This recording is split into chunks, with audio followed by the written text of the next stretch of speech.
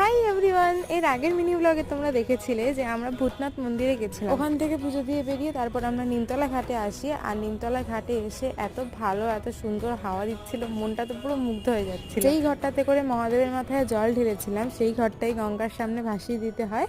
আর গঙ্গায় ভাসিয়ে দেওয়ার আগে সেখানে 3বার মা গঙ্গাকে জল অর্পণ করতে হয়। আর এখানে আমি রেগে গেছিলাম। আমি কেন রেগে গেছিলাম এখনও আমার কারণটা মনে নেই।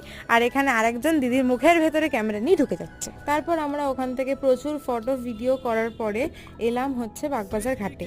বাগবাজার ঘাটে যাওয়ার পর জায়গাটাতে আমরা অনেকক্ষণ বসেছিলাম, অনেকক্ষণ গল্প করছিলাম।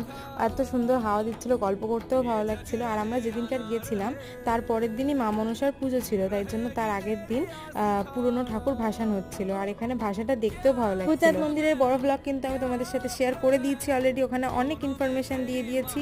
আর ভিডিওটা ভালো লেগে থাকলে লাইক করে দিও। For now by.